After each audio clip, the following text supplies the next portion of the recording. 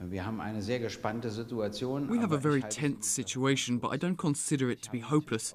Of course, I criticise Putin's politics when he tries to restore influence through old thinking, but I also have plenty of criticism for NATO and the EU. They didn't realise in 1990 that they needed to create a new security organisation with no Warsaw Pact and no NATO, not without Russia or against Russia, but with Russia, a common security alliance. It was in spite of promises that were made during the reunification of Germany.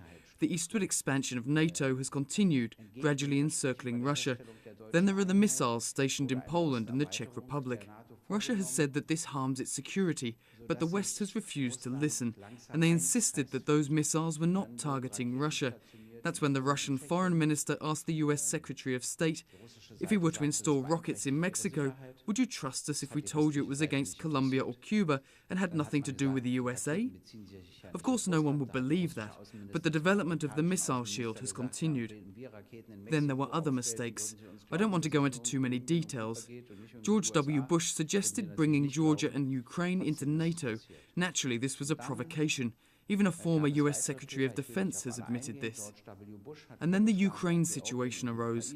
On relations with Russia and the EU, they said, either you enter into an alliance with us or with the other side.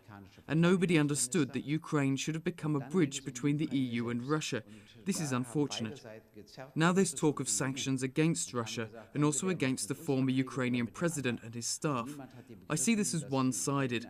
Why not also against the oligarchs that supported the other side? There's plenty of Ukrainian property located in France and other countries, and both sides have contributed to the current situation. I think, as Russia does, that the sanctions against it are unjustified, and I find it wrong when they say we need to bring NATO all the way to the borders. I would go down the diplomatic route to engage with Russia and propose a new relationship with the EU and NATO, and establish a security concept with Russia, not against it or without it. I would expand trade relations under one condition, that there will be no more countries or parts of them that will become Russian territory. But we have to have a positive approach. You can try to reach your goals through sanctions. Usually this doesn't have much of an effect. Or you can take the positive route and say, we can have a much better relationship, but you have to stop after Crimea and not absorb any other part of Ukraine into Russia.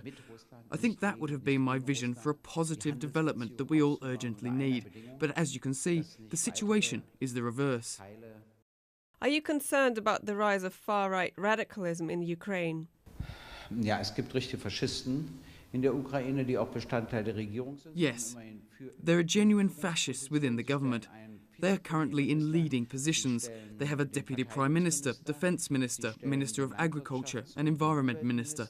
Besides that, there's a co-founder of the Svoboda party, which is not a member of this party right now, but is in charge of the Security Committee, a kind of intelligence service. Of course, there are democratic forces in the government, but the fascists never gave up the power they've got hold of. They have said many terrible things, and I'm not alone in thinking this. There are members of the Social Democrats and a former EU commissioner who have flatly refused to speak with these people. I don't understand how they can sign any agreements with them. Again, it's a provocation. They want to send money over.